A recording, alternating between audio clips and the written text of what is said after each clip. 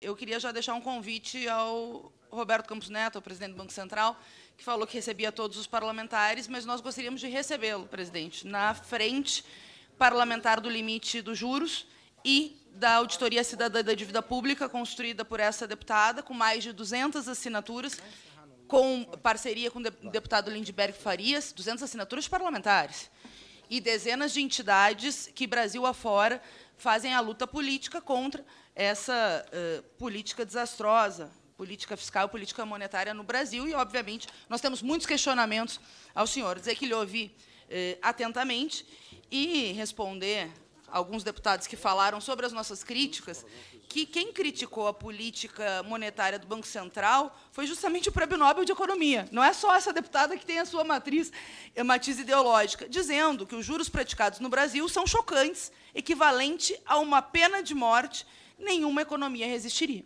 E o que nós vimos, né, foi justamente essa lógica aplicada com declarações do senhor várias vezes. A deputada Gleisi lhe perguntou, o senhor não respondeu. O senhor falou no Correio Brasiliense que tinha que fazer exceção. O senhor falou. Você tem que colocar o país em recessão para recuperar a credibilidade. Ou seja, gerar desemprego. O senhor usa como argumento a maior taxa de juros praticada no mundo, numa lógica verdadeiramente suicida do ponto de vista da economia, a inflação que é causada pela política agrária e também pela política de preço dos combustíveis, e que a gente vê que o setor, sobretudo os parasitas do sistema financeiro, tem uma lógica de ganho-ganho. O senhor falava, não, porque o problema são as filiações partidárias.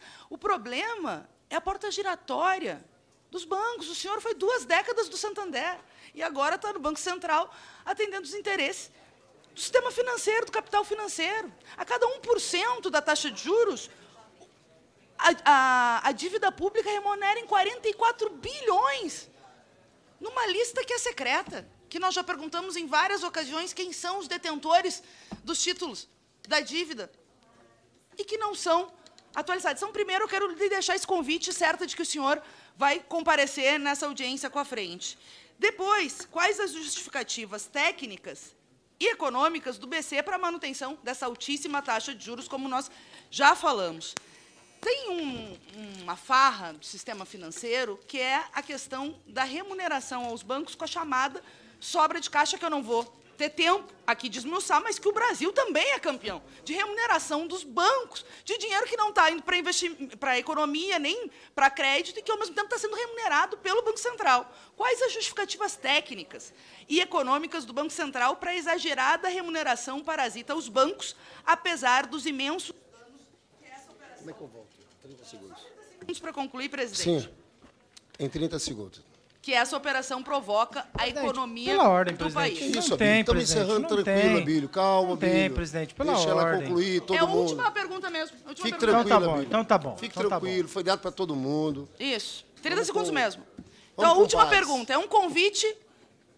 Terceira pergunta. Por que pagar 181 bilhões de juros aos bancos em 2022, remunerando a sua sobra de caixa, dinheiro da sociedade, e provocando elevação de todas as taxas de juros do mercado, além de gerar prejuízo brutal ao próprio Banco Central, ainda mais considerado que todo o prejuízo do BC pode vir a ser transferido ao Tesouro Nacional?